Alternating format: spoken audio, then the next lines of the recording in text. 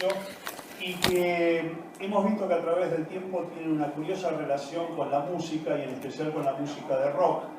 Pero a mí me gustaría que antes de empezar a hablar de nuestros escritores específicos que son parte de la convocatoria, que Sol haga una especie como de paneo por la importancia que ha tenido esta relación entre el rock y la literatura a través del tiempo, ¿no? Hola, ¿cómo están? Bueno, voy a arrancar con las conexiones musicales literarias, así que fui encontrando, si se les ocurre alguna otra, nos pasan. Bueno, primero, Los Redondos. Desayuno de Campeones, sobre la canción Shopping Disco Zen. Es el libro, la novela de Kurt Vonnegut. Mi genio amor, que él dice: si empiezo a desconfiar de mi suerte, estoy perdido. Esto yo lo encontré, no sé, para mí sí. Hay un poema de Bertolt Brecht que se llama A la posteridad, que dice: me salvó el azar, si la suerte me deja, estoy perdido. Pasando a los fundamentalistas del aire acondicionado, está sacado de Ballard, de la novela Milenio Negro, que habla del totalitarismo del aire acondicionado.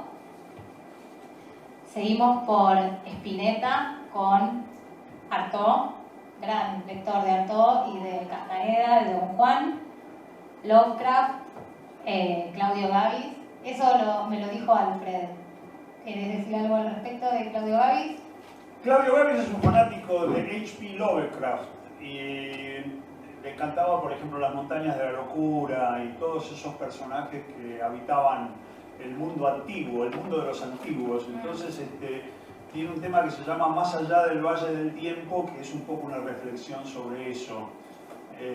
Además le encanta en general todo lo que tiene que ver con la ciencia ficción, así que y otro personaje de nuestro rock que tempranamente se hizo sentir por sus aficiones literarias fue Gustavo Santaolalla. En el segundo disco de Arcoiris hay un tema que se llama Vasudeva, que está inspirado en el botero del libro Siddhartha de Hermann Hesse. Y le debe haber gustado mucho porque después lo volvió a hacer en ritmo de reggae en alguno de los discos solistas de él, ¿no? Por supuesto, Charlie con su Fantasma de Canterville, inspirado en Oscar Wilde. Y hay muchos ejemplos más de relaciones de libros con el rock a lo largo del tiempo. Sigo, yo tengo Sí, más. por favor. Sí, digo, antes de ingresar. Bueno, Dárgelos, Babasónicos, es un personaje de Los Niños Terribles de la novela de Jean Cocteau, que dice: Dárgelos estaba de pie en el umbral, detrás de la puerta se amontonaban unas cabezas de curiosos. Gerardo lloraba sosteniendo la mano de su amigo. Bueno, Dárgelos es un nene malo que tira piedras como con forma de nieve. Después de Babasónicos hay una novela de Folkville que se llama Experiencia Sensible, que dice: la piel, la planta de los pies, los muslos, la parte alta de la cadera desnuda, donde rozaba la bambula. Tiene que ver con la canción Putita, que dice: la piel, los labios, donde roza la bambula. Fito, la canción sobre Polaroid de Locura Ordinaria, sobre el cuento La chica más guapa de la ciudad de Bukowski, y Roberto Art también es muy fan de Roberto Art. Los Violadores, 1-2 ultraviolento, sobre la naranja mecánica de Burgués. Lou Reed, sobre este libro que se llama Paseo sobre el lago salvaje, de Nelson Algren. Fue completamente inspirador. De la canción sigo Moby Dick de Led Zeppelin, Yamanda Gala leyendo a Baudelaire, La Generación Beat, bueno, Allen Ginsberg, muy relacionado con Grateful Dead y Bob Dylan. Ya que hablaste de Moby Dick, Moby, el famoso músico de electrónica, es el es sobrino nieto de Melville. Exacto. Y tiene parientes acá incluso, ya ha venido un par de veces de incógnito. No es que lo van a reconocer tampoco. Bueno. Después Bob Dylan por Dylan Thomas. Kerouac, un poco más del lado del jazz. y el rockstar total que es Burroughs, vamos a embarcar con esta novela que se llama Soft Machine, con la banda. Y sus relaciones con Patti Smith y con Laurie Anderson. Con todos. Sus proyectos artísticos con ellos. Después, sobre Burroughs, Iggy Pop, en Last for Life, canta Here Come Johnny Jean Again, que es un personaje de la novela del Ticket que explotó, de Burroughs. Ya terminamos. William Blake, Las puertas de la percepción, con los Doors. Y para cerrar, él mató, que en su último disco tiene una canción que se llama Voy a disparar al aire, y él dice en una parte los fantasmas de lo nuevo, y los fantasmas de lo nuevo se encuentran en un libro de Bradbury. Así que ya con eso cierro, y Alfred, ya te doy el pie a vos para comenzar con Poe. Bueno, cuando me toca hablar de Edgar Allan Poe, hay una referencia inevitable a mi adolescencia, porque recuerdo que a mi noviecita de la adolescencia, que después fue mi primera esposa, le regalé un libro que tenía todos los cuentos de Edgar Allan Poe, y de alguna manera, no sé cómo, el libro terminó otra vez en mis manos, con la propia dedicatoria que yo había hecho. Y bueno, me fascinaron los cuentos, pero aparte me encantaba la descripción biográfica que había hecho un escritor español en la contratapa, que decía que fue encontrado a sus 40 años inerte, muerto, reducido a la abyecta condición de ruina humana. Nunca me olvido de esa descripción de Poe, porque ya con eso solo me dio ganas de leer todos los cuentos.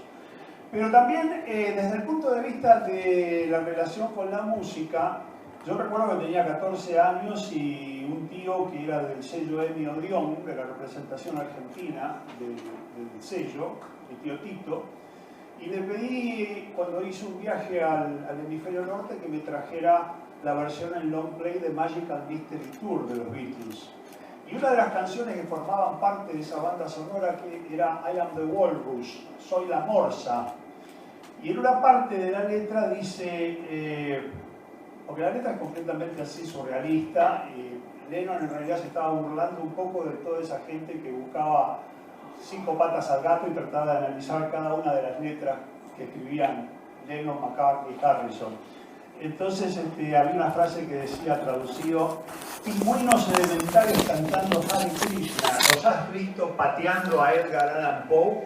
Bueno, no era una referencia muy halagüeña, pero fue el primer contacto que vi entre el escritor Edgar Allan Poe y la música de rock, ¿no? Bueno, pero está vinculado a lo que decís, que estaba reducido a ruina humana, ¿no? Ruina humana, bueno.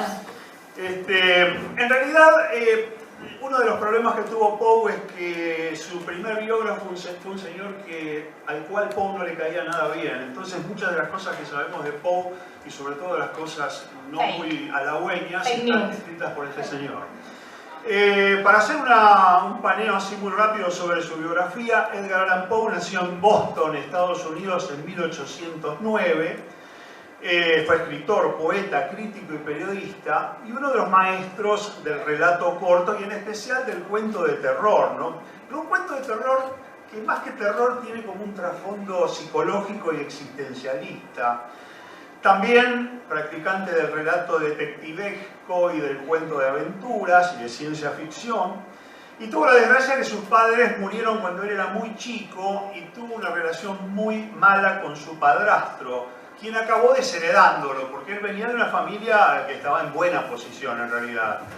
Y después tuvo, como tantas otras personas que no sabían cómo encontrar su rumbo en la vida, tuvo un fugaz paso por el ejército, hasta que se dedicó a la escritura, escribió cuentos y crítica literaria para diarios de la época. Ahora, el primer trabajo que se hizo famoso desde el campo del rock sobre la obra de Edgar Allan Poe estuvo a cargo de un semitocayo, porque estoy hablando de Alan Parsons, que era un ex ingeniero de los estudios Abbey Road. Para ser más exacto, fue el tipo que fue a buscar los relojes. Me imagino que todos conocen el lado oscuro de la luna. Antes de empezar el tema tiempo, hay una sarta de relojes que suenan por todos lados. Bueno, el encargado de ir a buscar los relojes fue Alan Parsons. Y bueno, tiempo después arma su propia banda y eligió a Edgar Allan Poe como inspiración de su álbum debut con el Alan Parsons Project, que se llama, en castellano sería Cuentos de Misterio e Imaginación, Tales of Mystery and Imagination, que sale en 1975. Y claro, ahí él también desarrolló toda la destreza que tenía como productor, como ingeniero de grabación, pero además como tecladista, porque es una obra así muy sofisticada, que no le falta un toque de misterio que está bien acorde con la obra del homenajeado. Así que, bueno, nuestra primera asociación musical va a ser un tema que lleva por título The Cask of Amontillado, el tonel de Amontillado. El Amontillado, por si no lo tiene claro, es un vino oriundo de España que es levemente ajerezado y que viene de la región de Montilla. Y no quiero ser spoiler contando los cuentos, pero básicamente hay dos personajes, Montresor, que es el malvado de la película, y Fortunato, que es un gran catador de vinos, pero no se limita a catarlos y a escupir para el costado, sino que se los toma. Entonces Montresor aprovecha, le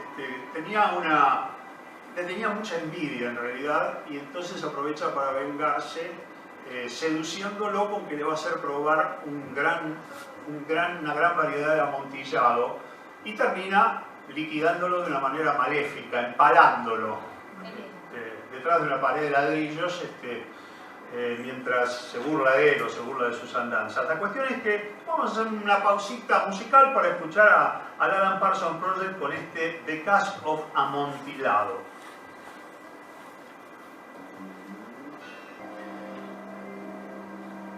Mientras escuchábamos al Alan Parsons Project, me estaba acordando de uno de los pocos ejemplos que no pude traer a pesar de que me esperé.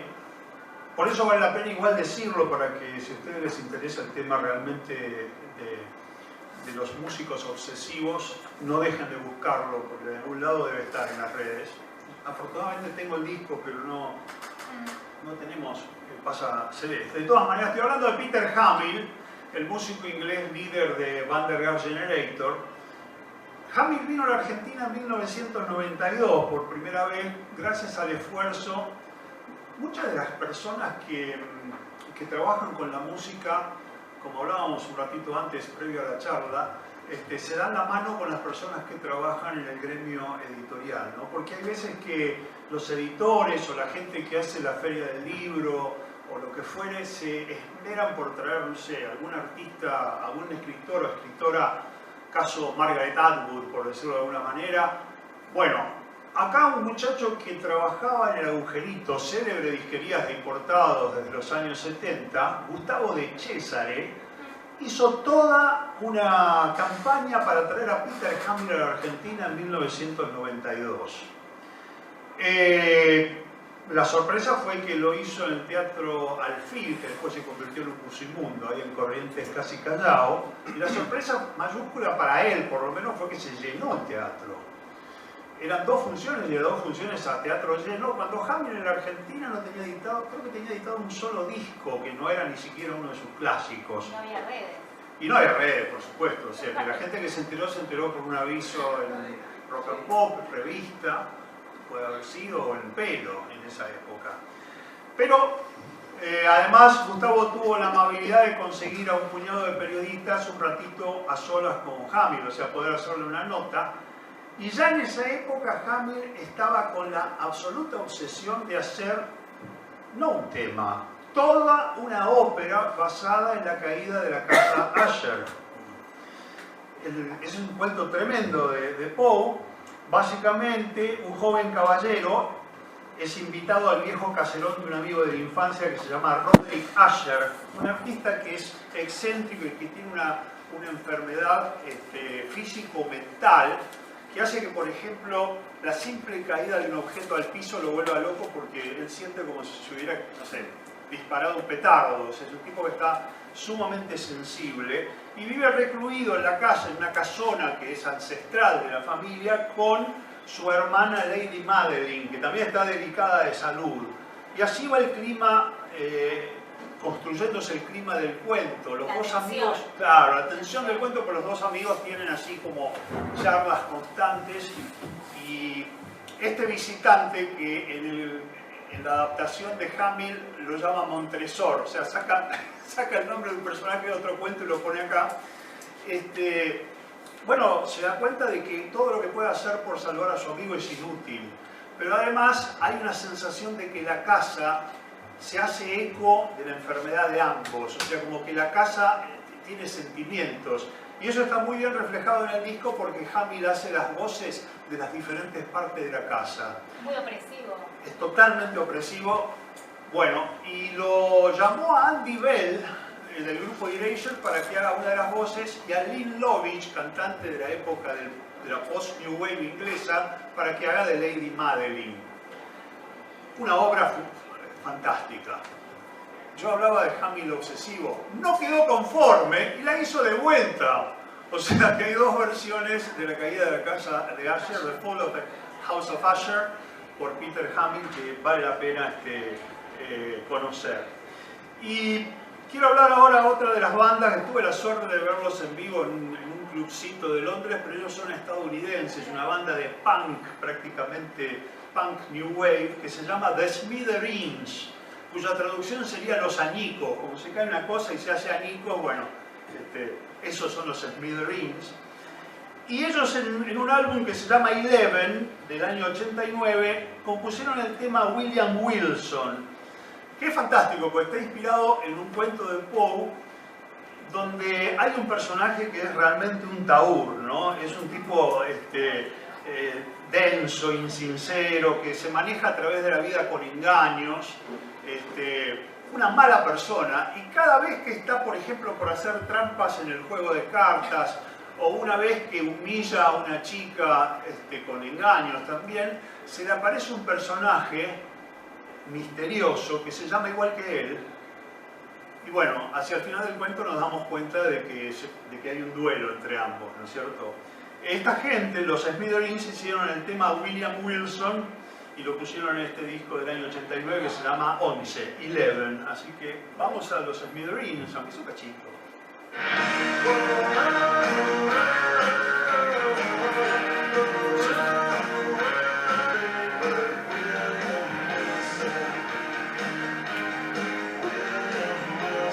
Bueno, el tema habla un poco también de la frustración del personaje de este protagonista de la canción, pero les quería comentar que yo nunca me imaginé que iba a suceder que los músicos de rock decidieran hacer un álbum doble leyendo los cuentos de Poe, y eso existe y se llama Closed on Account of Rabies, o sea, cerrado por rabia.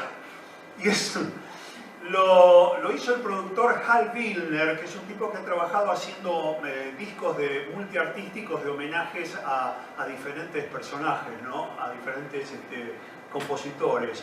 Y este álbum doble tiene lecturas de cuentos de Edgar Allan Poe por gente como Iggy Pop, Marianne Faithfull, Diamanda Gallas, Jeff Buckley y también Dr. John, y actores como Gabriel Byrne y Christopher Walken, entre otros. O sea, realmente es un álbum fantástico que vale la pena para quienes quieren escuchar la lectura de los cuentos en el original, en inglés. ¿Está en Spotify? Creo que no. Creo que lamentablemente no. Hay mucho que no hay en Spotify. El globito de la música en la red se está pinchando aceleradamente. Bueno, volviendo un poco a la vida de Edgar Allan Poe, su trabajo lo llevó por varias ciudades, a Baltimore, a Filadelfia, a Nueva York.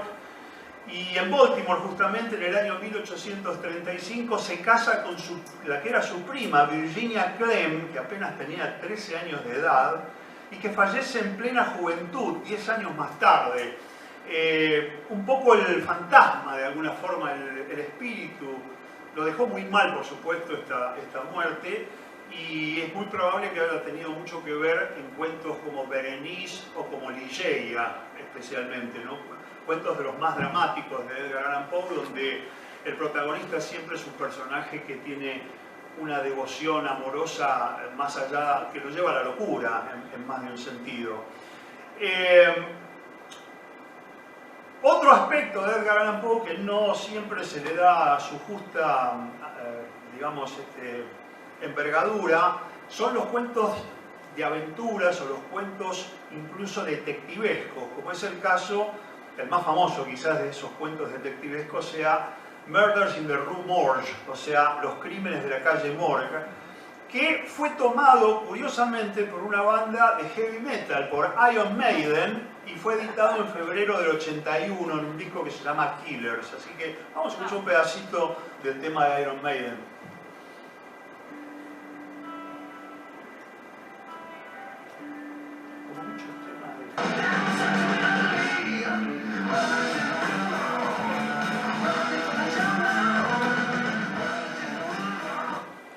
Bueno, en enero del 1845 Poe iba a publicar un poema que lo haría famoso, que fue El Cuervo, The Raven, uno de los escritos más populares, y una de las obras de Poe que fue llevada al cine. Bueno, acá hay que hacerle, si bien hoy hablamos de literatura y música, acá hay que hacer una parte porque Roger Corman, un gran notable director de cine, llevó al cine varias de las obras de Edgar Allan Poe, y una de ellas tiene también las actuaciones de Peter Lorre, un muy joven Jack Nicholson y el gran Vincent Price, que se ve que le encanta la obra de Poe, porque también trabajó en El extraño caso del Dr. Valdemar.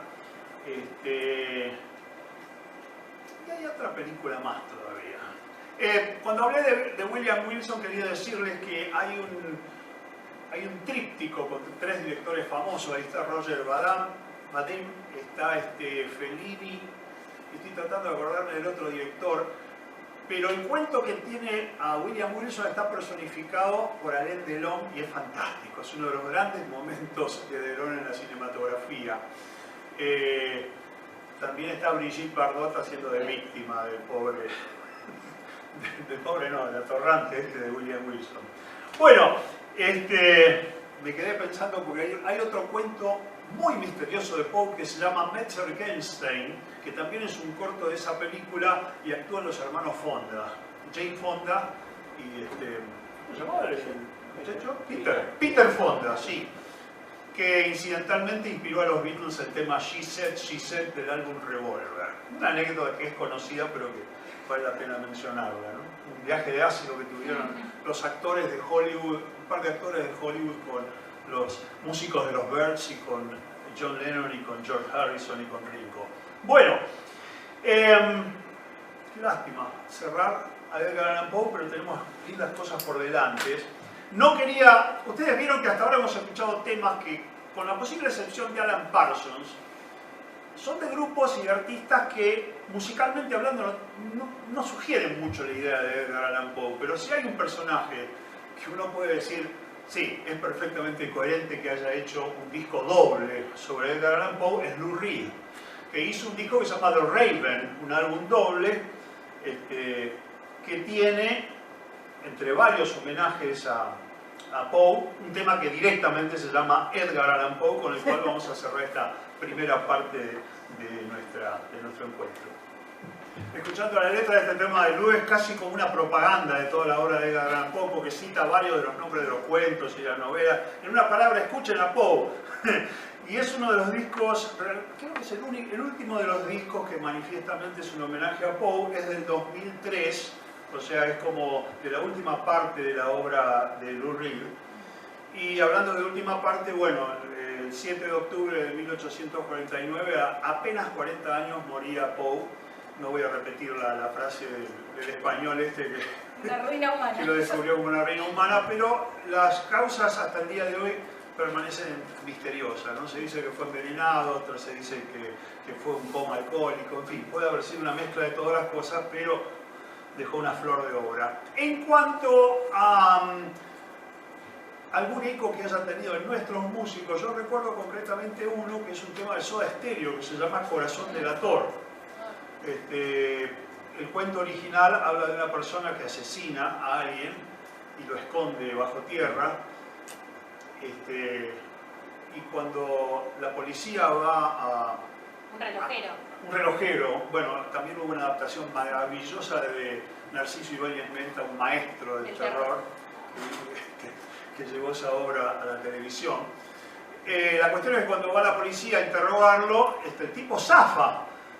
Y ya la policía se iba cuando él siente el corazón del asesinado que se le mete en los oídos cada vez más fuerte hasta que al final termina confesando el delito, ¿no? Perdón, Alfredo, tiene un tema de los piojos también, Morela.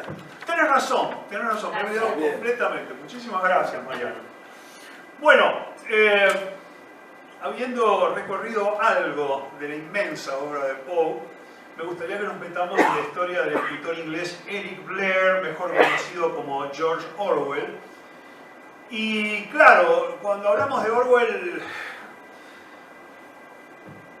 uno no puede evitar hablar de 1984, pero a mí me gustaría contarles una cosa que no todo el mundo sabe. Orwell, en su madurez ya, en su tardía juventud, se enlistó en las brigadas internacionales para ir a luchar en la Guerra Civil Española, del lado de la República, obviamente. Y estuvo batallando, sobre todo en el sur de España, en la zona de Barcelona y aledaños, y ahí proviene un gran libro de él que se llama Homenaje a Cataluña. Y una de las cosas que él pudo ver, fue herido en combate, una herida quizás no le dio riesgo de muerte, pero lo sacó del combate y volvió a Londres.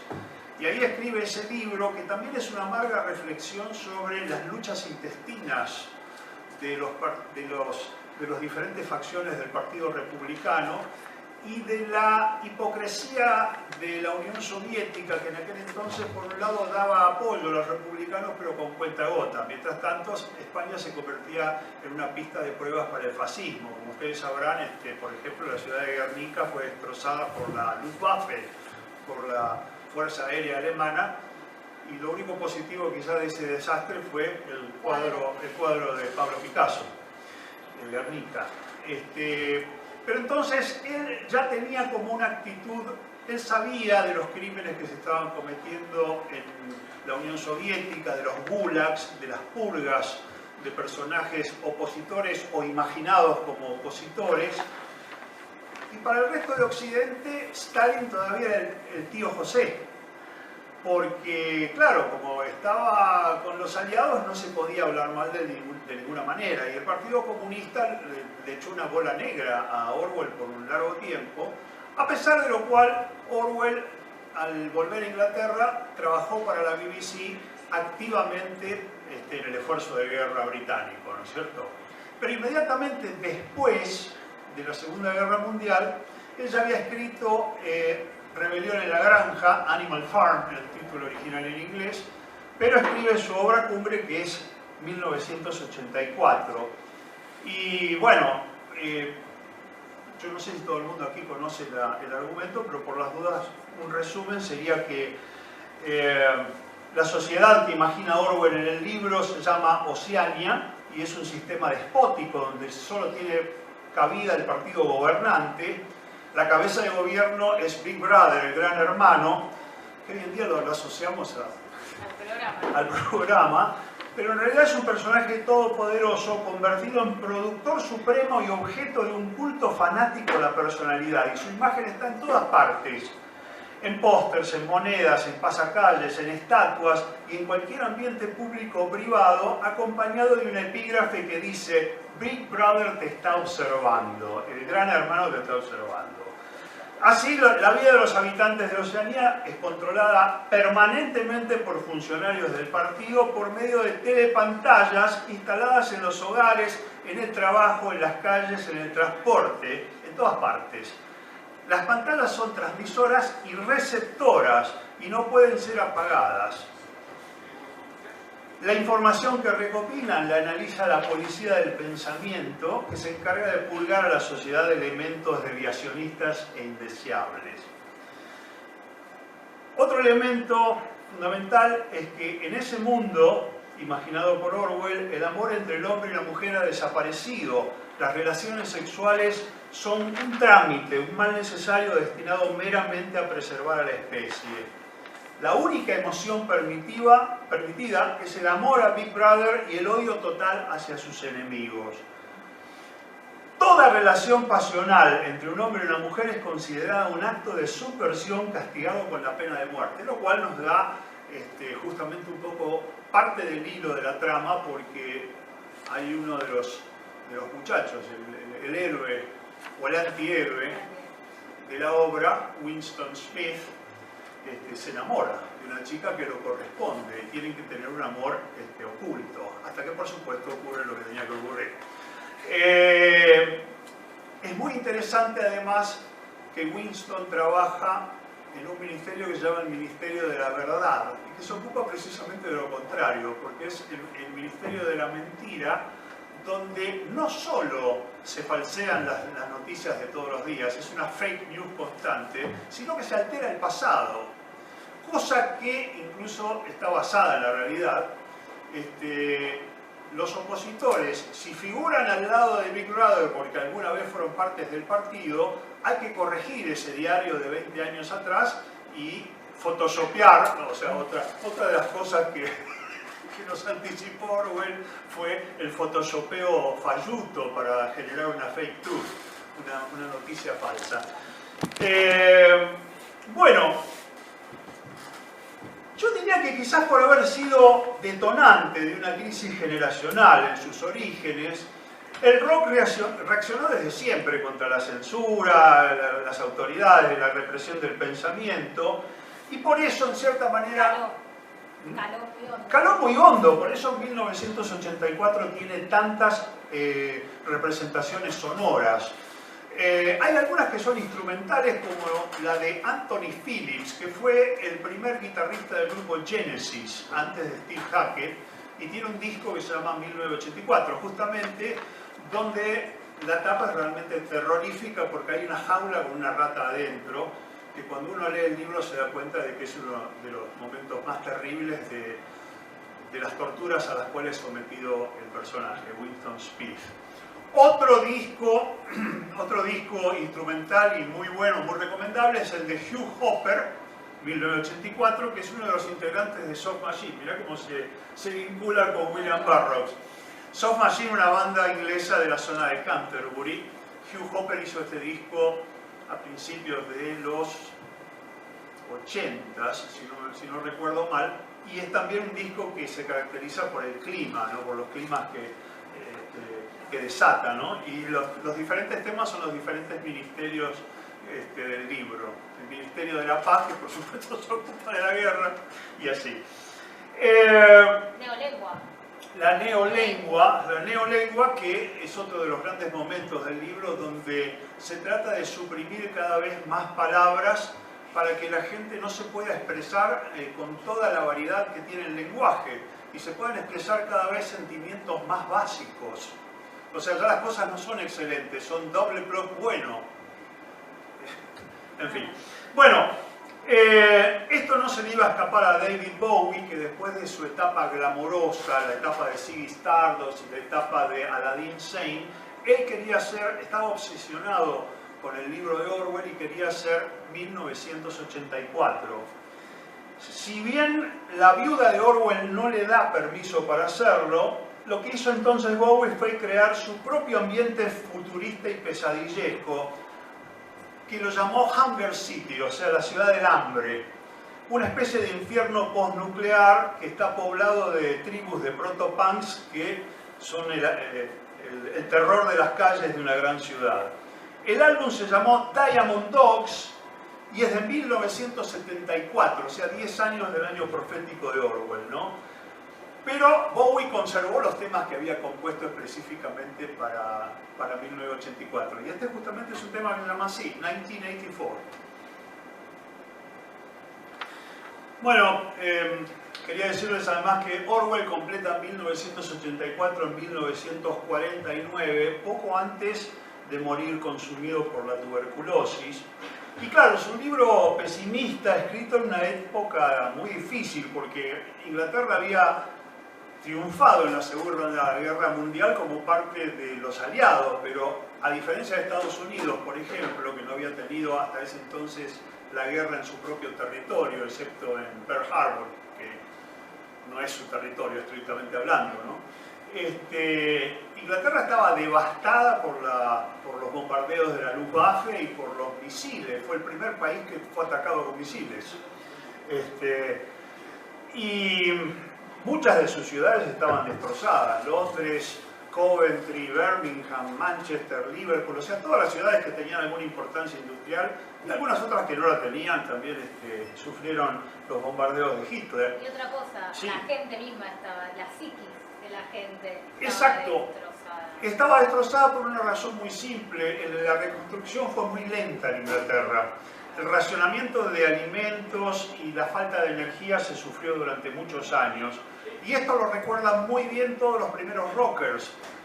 Tanto Lennon como Mick Jagger o Keith Richards, Phil May de los Pretty Things y otra gente, contaba que jugaban en las zonas en las manzanas donde a lo mejor había quedado una sola casa en pie y jugaban entre los escombros de las casas bombardeadas buscando objetos o jugando a los soldaditos, qué sé yo. Keith Richards Lo dice. Y Phil May de los Pretty Things contaba azorado cómo los dejaban meterse ahí, ¿no? Una reflexión que me parece interesante porque cuando por fin llega el año de 1984, muchos analistas políticos dieron un suspiro de alivio porque después de todo, en esos años hedonistas de los 80, no se había cumplido la pesadilla de Orwell, la profecía. Era la etapa de los gobiernos neoconservadores de Margaret Thatcher en Inglaterra, de Ronald Reagan en Estados Unidos, un poco después nosotros tendríamos a nuestro riojano. Y en Rusia se iniciaba el Glasnost, esa supuesta limpieza de documentos y todo lo demás, que como vemos ahora se revirtió, ¿no? Con el reciente asesinato poco encubierto incluso del principal opositor del régimen de Putin. Pero volviendo a 1984, hay un escritor que viene al caso, por eso lo menciono, un escritor que también fue profesor universitario estadounidense en Columbia, llamado Neil Postman, Postman como cartero, y que escribió un libro en el 86 que se llamó Amusing Ourselves to Death, divirtiéndonos hasta morir. Y ahí cuenta cómo los medios de difusión, y en particular la televisión, se habían transformado simplemente en un desfile de banalidad y entretenimiento. Lo cual hoy en día no nos sorprende, es más, estamos seguros de eso, pero eso en 1986 fue bastante picante. Pero lo más picante fue el prólogo del libro, donde él dice: hubo dos escritores que anticiparon un futuro distópico y más o menos fueron contemporáneos. Uno fue George Orwell, que nos dijo que se nos iba a someter por la tortura, por la represión, la censura y demás, en 1984. Y el otro fue Aldous Huxley, que dijo que en su libro Brave New World, Un Mundo Feliz, conocido en la Argentina como Un Mundo Feliz, dijo que se nos iba a someter por el placer y que nadie iba a censurar los libros porque nadie iba a tener interés en leerlos. Entonces, en ese momento Postman llegaba a la conclusión que se había cumplido más la profecía de Huxley que la de Orwell. Yo creo que los 40 y pico de años que nos separan de 1984, no, 40 exactamente, años que nos separan de 1984, yo diría que hay una mezcla de las dos cosas, pero bueno, esa es mi teoría personal que puede interesar o no. Yo la compro. Bueno, en medio de la desaparición de las utopías de cambio de los 60s y de ese conformismo postmodernista, hubo un director de cine llamado Michael Radford que alzó una solitaria voz de alarma e hizo una adaptación de 1984 a la pantalla grande con John Hurt haciendo del antihéroe Winston Smith y Richard Burton haciendo de torturador en los roles principales.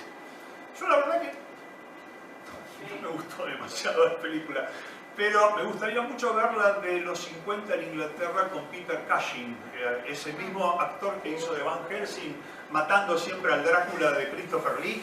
Bueno, parece ser que es muy buena, yo no llegué a verla todavía, pero tengo muchas ganas de verla porque me parece que va a ser más interesante porque está muy cerca de la época en que se escribió el libro, además, 1953 creo que es. Bueno, de todas maneras, La banda sonora de esta película de Radford cayó sobre los Eurythmics, Annie Lennox y Dave Stewart, y estuvo rodeada de polémica porque cuentan los rumores que al director no le pareció del todo adecuada la música que hicieron los Eurythmics para el clima del film. Vamos a escuchar una versión del tema principal de la banda sonora que se llama Crimen Sexual, Sex Crime. Bueno, volviendo a las conexiones de la novela de Orwell con el rock, curiosamente fue otra figura del sonido sinfónico y progresivo, el tecladista de Yes, Rick Wakeman, el que hizo todo un álbum dedicado a 1984, con la participación en calidad de letrista de Tim Rice, que fue el autor de los textos de óperas rock como Jesucristo Superstar y como Evita, y que, bueno, tradujo la esencia del libro a un contexto de rock. Y lo notable es que esta en 1981 de Rick Wakeman se pudo haber estrenado en muchos lados, pero se estrenó en la Argentina en 1981. Rick Wakeman vino por primera vez a la Argentina en octubre de ese año y actuó, hizo 4 fechas en el Luna Park, un viernes, sábado, domingo y lunes. Me acuerdo que había un grupo electrógeno inmenso sobre Eduardo Madero, porque la puesta en escena era nunca vista en la Argentina en su demanda de energía, y pusieron un grupo electrógeno porque pensaron que todo iba a saltar por el aire. Pero no pasó. No pasó, afortunadamente. En un momento solo tambalearon las luces y se encendió el coso y anduvo. También es recordado ese viaje, además de 1984, por un histórico partido de fútbol en el que el equipo de Expreso Imaginario, la revista, junto con 2 integrantes del Teatro Negro de Praga, vencieron al equipo de Rick Wakeman por 8-3 en la cancha de Telefónicos en Olivos. Luego de lo cual me tocó en suerte acompañarlo al señor Wakeman a una entrevista con la conductora televisiva Pinky, de la cual quedó absolutamente enamorado. No lo podíamos sacar a Wakeman. Me tocó trabajar en la organización como ayudante, tanto de lo de Rick Wakeman como del Teatro Negro de Praga, que se hacía en el Broadway en esa época. Y como era el último recital era un lunes, trajimos a todo el teatro a que viera el último recital de Wakeman. Así que se produjo un encuentro de Occidente y un país de detrás de la cortina de hierro, a pesar suyo, porque los integrantes del Teatro Negro de Praga no querían saber nada con el oso soviético. Bueno, vamos a Wakeman entonces con un tema que tiene a su querido amigo de Yes en voz, el señor John Anderson. Esto se llama The Hymn, que vendría siendo el himno. Bueno, aprovecho para pasar un chivo, viene el 9 de abril Rick Wakeman, así que si alguien se quedó con ganas de escuchar 1984, por ahí lo tocan también cuando vengo. ¿Dónde toca? Creo que en Luna Park, y si no en el Gran Rex, va a ser una de 2. Una de las 2. Bueno.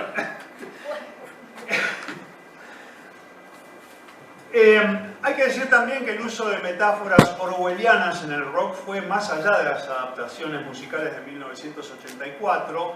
Hay otro tema también que se llama igual, que es del grupo Spirit, uno de los grandes grupos del rock de la costa oeste de Estados Unidos. Y no hay que olvidarse que la banda que acompañaba a Janis Joplin se llamaba Big Brother and the Holding Company, por ejemplo. Pero otro grande del rock inglés, ideólogo por excelencia de Pink Floyd, utilizó la parodia socialista de Animal Farm, de Rebelión en la Granja, como modelo para el álbum conceptual de Pink Floyd, Animals, que es una obra que tiene 3 largos temas musicales, Dogs, Sheep y Pigs, o sea, perros, ovejas y cerdos, que son un poco la división de la sociedad en Rebelión en la Granja. Les quiero contar una cosa que si no la conocen, por ahí les causa un poco de gracia. Si la conocen, discúlpenme. La tapa de Pink Floyd de Animals se hizo, se sacó la foto de una central eléctrica que queda al sur del Támesis, en un barrio que se llama Battersea. Y la idea original de Roger Waters, bueno, la idea original de la tapa era distinta. Era un chico que entra a la habitación de sus padres con un osito en brazos y ve a los papás haciendo el amor, ¿no? Y parece que eso no le causó mucha gracia a Waters. Y Waters decidió que se iba a sacar esa foto con la central eléctrica, que es un edificio realmente muy imponente, con 4 chimeneas, pero tuvo la idea de poner un chancho inflable que tenía unos 15 metros de largo por unos 12 metros de ancho. Bueno, el primer día de fotografía, porque Rogers y la empresa Hipgnosis, responsable de la mayoría de las tapas de Pink Floyd, quería que hubiese realismo, es decir, nada de trucos. La fábrica y el chancho, y la foto real. Entonces hubo un montón de fotógrafos sacando al pobre chancho desde todos los lugares posibles. El primer día no resultó, porque la empresa que diseñó el chanchito de hule o de lo que fuere, no logró inflarlo. Entonces quedó el chancho, el pobrecito, todo despatarrado por ahí. Habían contratado a un, ¿cómo se llaman los tipos que hacen puntería? ¿Francotirador? A un francotirador por si el chancho se soltaba. El segundo día vuelven al lugar, inflan por fin el dichoso chancho y con una serie de poleas lo atan a una de las columnas, no sé qué. Por supuesto, ese día no llamaron al francotirador porque se salía de presupuesto. ¿Y qué pasó? Vino un ventarrón y se llevó al chancho. Entonces el chancho se va volando y recién ahí se dan cuenta de que justamente el chancho se va volando en la ruta que los aviones toman para entrar en el aeropuerto de Heathrow, que es por el sur de Londres hasta que aterrizan. Así que hubo más de un piloto que seguramente tuvo que hacer un control de alcoholemia porque dijo que había visto un chancho volador. El chancho fue mansito, mansito hacia el sur de Londres y bajó en una granja, lo cual tiene perfecto sentido, ¿verdad? Bueno, el tercer día parece que por fin pudieron atarlo, no se soltó y pudieron sacar la dichosa foto. Esa es una breve anécdota sobre Animals de Roger Waters que me parece que encaja. Y tenemos un tema muy cortito de Roger Waters que está en el final de Animals y quizás mucha gente nunca llegó hasta el final de Animals, así que vamos a ponerlo muy breve y se llama Chancho con alas, justamente, Pigs on the Wings. Listo, así de cortito. Bueno, vamos a pasar a nuestro último homenajeado de hoy, pero me gustaría saber si tienen alguna pregunta sobre lo que hemos hablado o alguna cosa que les quedó un poco en la garganta. Si no, continuamos.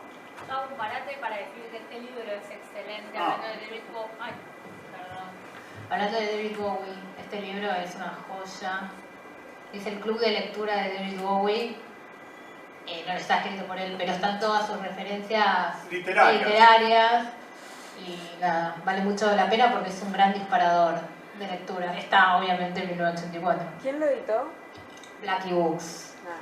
Y se cuenta que Bowie se viajaba por Estados Unidos, sobre todo las giras por Estados Unidos, con una especie de armario lleno de libros, porque a él no le gusta volar.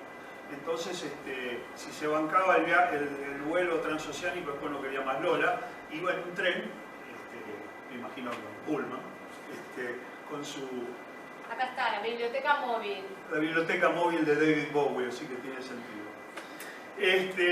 Bueno, quisiera empezar hablando del señor James Graham Ballard. Siempre decimos J.G. Ballard o J.G. Ballard, con una frase que supongo que le pertenece a él, que dice que la última frontera es el espacio interior. Y lo dijo Ballard cuando renegó de las convenciones de la ciencia ficción tradicional, que hablaba de cohetes, de forma de vida extraterrestre, de fantasías interplanetarias, para dedicarse Ballard a navegar los oscuros pasadizos de la mente, ¿no? Y esto fue a principios de los años 60, y desde entonces hasta su muerte en el 2009, Ballard escribió un sinfín de cuentos y de novelas que tienen a un personaje recurrente, el hombre enfrentado a situaciones límites, tanto externas como internas. Bueno, él sabía de lo que hablaba porque había llegado al mundo en 1930 en Shanghai, rodeado del confort de una familia inglesa que tenía intereses industriales en China en aquel entonces. Pero la suerte se dio vuelta con el estallido de la Segunda Guerra Mundial, porque los japoneses invadieron China, detuvieron a todos los occidentales de potencias enemigas y la familia Ballard fue a dar a un campo de concentración donde el joven James pasó su temprana adolescencia y fue una experiencia que marcó, lógicamente, marcó su vida para siempre y también salpicó toda su literatura. De hecho, es el leitmotiv del libro que lo hizo famoso más allá de los confines de lo que llamamos la ciencia ficción o la literatura de ficción, que fue El Imperio del Sol, The Empire of the Sun, que por supuesto tiene mucho que ver con su infancia, pero tiene también licencias poéticas como corresponde. Al finalizar la guerra, Ballard llega a Inglaterra y después de abandonar la carrera de medicina y trabajar como vendedor ambulante, se alistó por un tiempo en la Fuerza Aérea porque tenía una pasión por los aviones.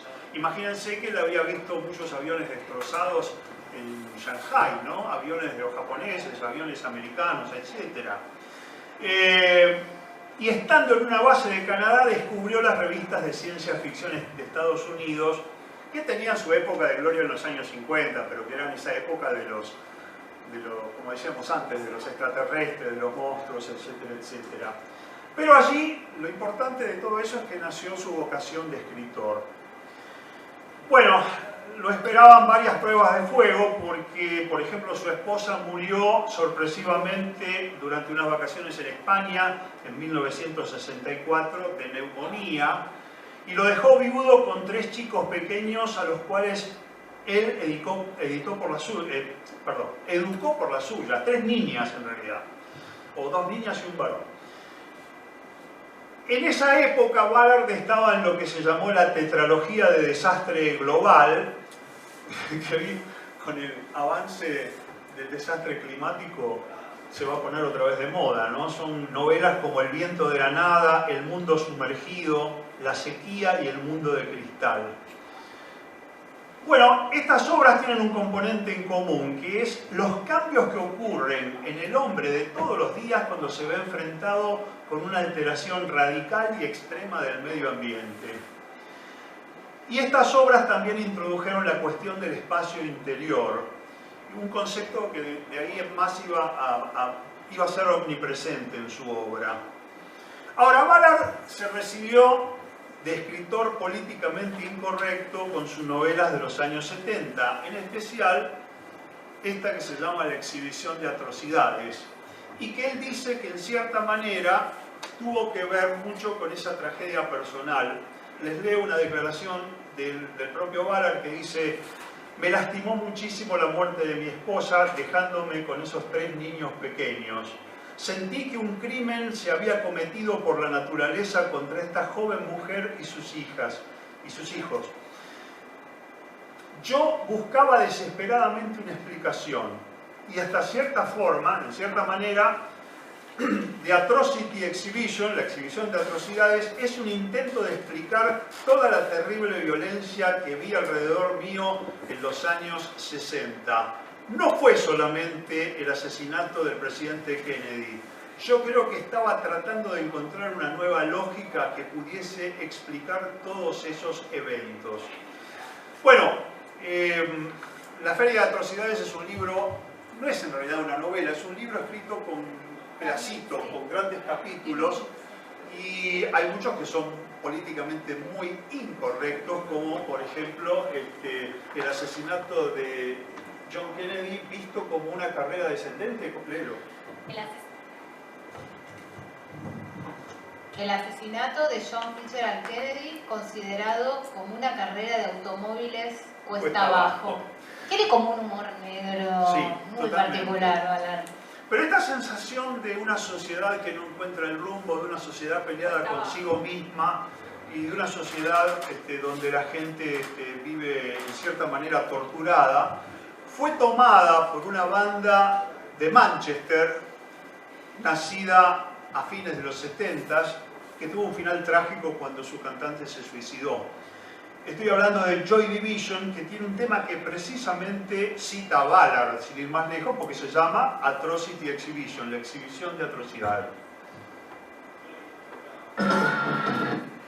En el año 2004 yo estaba trabajando para la revista La Mano y tuve la fortuna de que uno de nuestros grandes editores, Martín Pérez, que hoy en día dirige el suplemento Radar, me consiguió una entrevista con Ballard. Yo supuse que iba a tener que pasar por un montón de filtros, managers y todo eso, y me dio el teléfono, lo llamé, atendió él. Entonces, yo tenía muchas ganas de preguntarle porque siempre me di cuenta de que el tipo estaba como muy interiorizado de la sociedad que lo rodeaba, y eso está muy presente en sus cuentos, y sobre todo la sociedad postmoderna de los 80s y de los 90s y de fin de siglo. Entonces, una pregunta que le hice en ese momento es acerca del cambio de época, ¿no? De que los padres en una época aconsejaban a sus hijos a que estudiasen para ser alguien en la sociedad. Les resulta familiar eso seguramente. Pero no era solamente la ética de trabajo la que estaba involucrada, sino algo más profundo en la conciencia colectiva, porque la gente mayor trataba de transmitir la sensación que, sin importar el rol que uno ocupara en la vida, la contribución de cada persona era importante. Y yo le digo a Ballard, esto no parece ser más el caso. Hoy en día el individuo siente que lo que hace no cuenta en el gran esquema de cosas. ¿Cuándo piensa usted que empezó este estado de cosas y cuáles cree usted que son las causas? Y Ballard dijo esto: yo solo puedo hablar por Inglaterra, de la cual tengo una experiencia de primera mano, y hasta cierto punto de Europa Occidental y los Estados Unidos. Y pienso que todo esto comenzó después de la crisis del petróleo de los años 70, cuando el precio del crudo se multiplicó varias veces. Y las empresas empezaron a fijarse más de cerca en la forma en que estaban administrando sus compañías. Como resultado, comenzó un gran proceso de eliminación de varias capas de burocracia que uno siempre encuentra en las empresas. Así, por primera vez en su vida, la clase media inglesa descubrió que ya no tenía un trabajo vitalicio. Hace medio siglo, en los 50s e incluso en los 60s, si entrabas en una compañía grande como Shell o ICI o DuPont en los Estados Unidos, era prácticamente un trabajo para toda la vida. Tenías que hacer algo muy grosero como seducir a la esposa del gerente para que te despidieran. Todo eso ha cambiado. Además entró en juego la tecnología de la información. Un alto número de procesos de cómputos más o menos rutinarios pasaron a ser hechos por computadoras.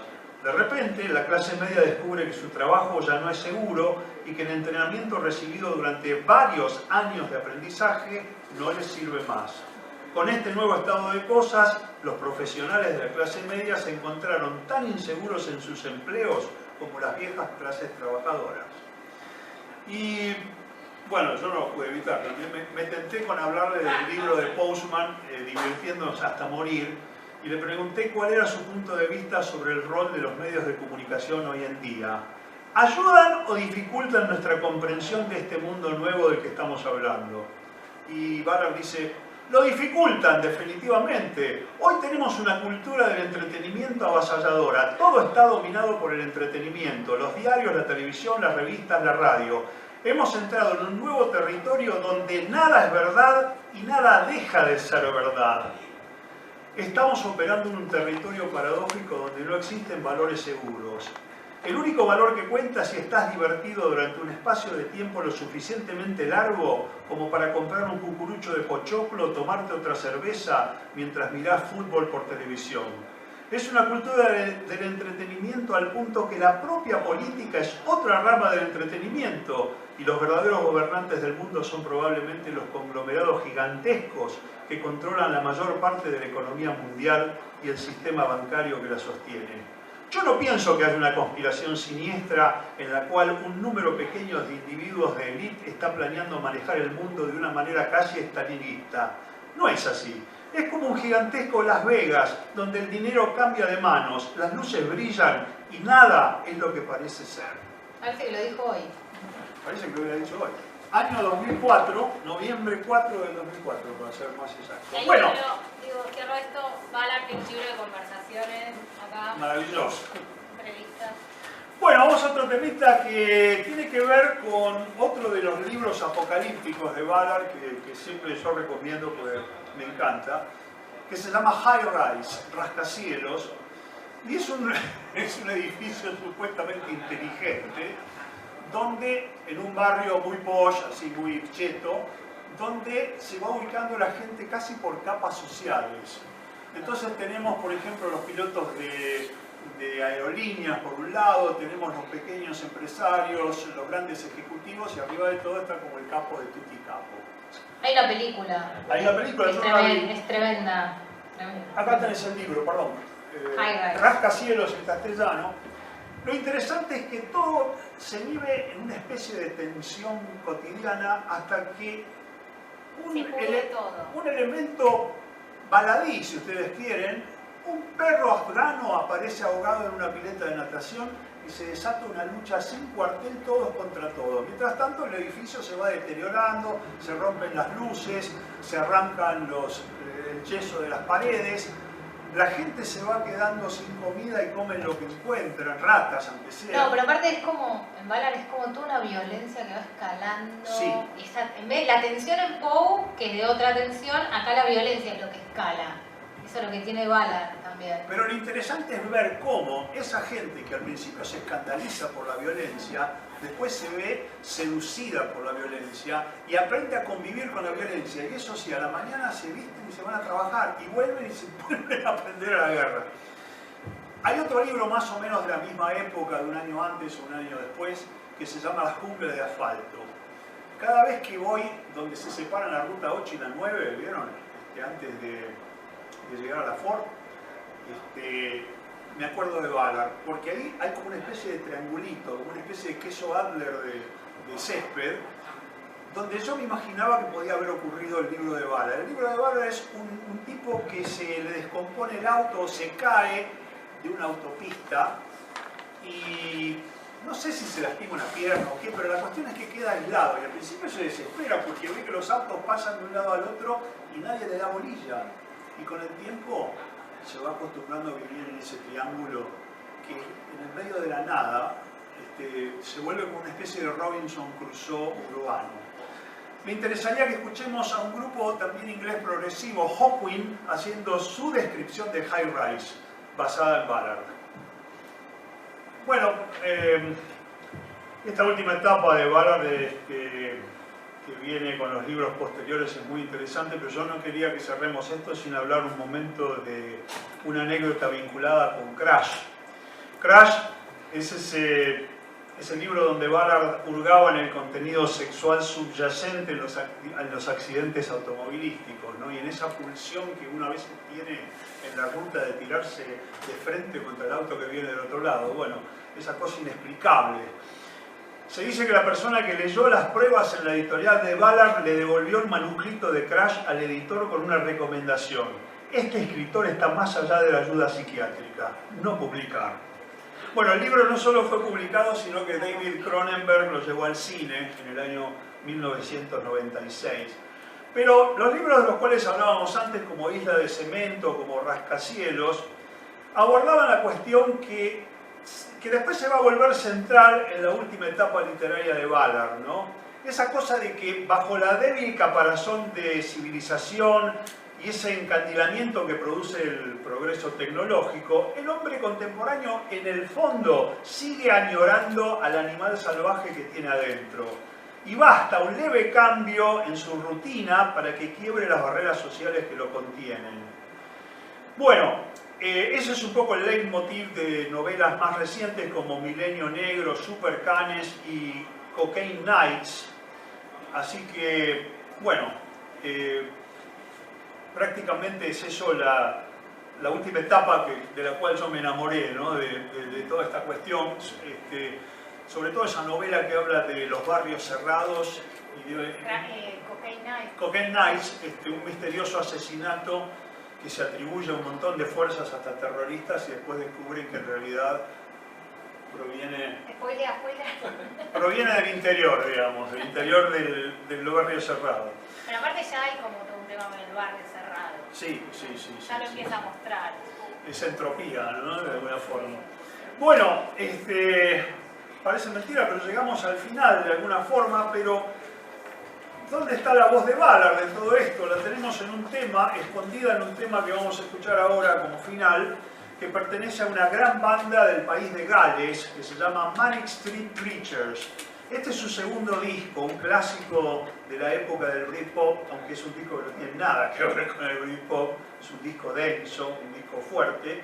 Y este es un tema que se llama Mausoleum, que quiere decir mausoleo, donde aparece en el medio la voz de Ballard, justamente hablando de Crash y diciendo acerca del libro Crash, describiéndolo con estas palabras: yo quería refregar el rostro humano en su propio vómito, obligarlo a que se mire en el espejo. Así que Manic Street Preacher entonces con Mausoleum de The Holy Bible, la Biblia Sagrada. Bueno, no escuchamos la voz de Ballard, la deben haber sumergido en la mezcla. Pero me gustaría cerrar con otra acotación de Ballard que tiene que ver con la música, ¿no? Porque terminando un poco esta conversación, que se hizo cuando él tenía ya 74 años, porque él nació en 1930, esta charla telefónica se hizo, como les decía, en el 2004, y yo le dije cómo se sentía él cuando había bandas como Joy Division, como Magazine y como Manic Street Preacher que se habían inspirado en él. Y él decía que aprendía mucho de sus hijas e hijos, y yo le pregunté, entonces le dije, usted dice que aprendió mucho de sus hijos, ¿le enseñaron también algo de rock? Y dice, no soy una persona muy musical, pero aprendí un montón de mis hijas hace muchos años cuando me hicieron conocer el punk. Allá por 1975 empezaron a traer a casa revistas de música que estaban llenas de ese extraño nuevo movimiento que fue algo realmente radical. Grupos punks como los Sex Pistols eran rebeldes políticos de verdad, rechazaban la vida burguesa completamente. La vida burguesa les ofrecía a los jóvenes el trabajo fijo, la hipoteca, seguridad en la vejez, y el punk detestaba todo eso. Yo le digo, la famosa ética del no future. Absolutamente, el punk odiaba la vida burguesa. A mí el punk me pareció fantástico, me encantó. Por fin unos rebeldes verdaderos. Cualquier cosa para destruir el orden burgués, porque el orden burgués está siendo manipulado por los conglomerados para venderte cositas. Son los mismos que quieren que te gastes la plata que te sobra en el supermercado, los que quieren que te compres un auto nuevo, una heladera nueva, un nuevo lavarropas. El punk le dijo no, y eso me encantó, amé el punk. Y después no pasó más nada, ya no hay rebeldes. La gente cree que los Rolling Stones son rebeldes, pero están tan integrados al mundo de la música comercial como lo estaban Bing Crosby y Frank Sinatra. No son rebeldes para nada, son una máquina de hacer dinero. Ballard, 74 pilotos. Qué lúcido. Pero vos tenés una frase del Idol. Sí, que es cuando me comienza el libro Ira, Johnny Rotten. Voy a cortar una frasecita final que dice: los libros fueron muy importantes para mí, una especie de salvavidas. Leer me salvó. Fue una forma de regresar de la enfermedad. En la lectura me hallé a mí mismo. Gracias a ella, volví a acordarme de las cosas que para mí tenían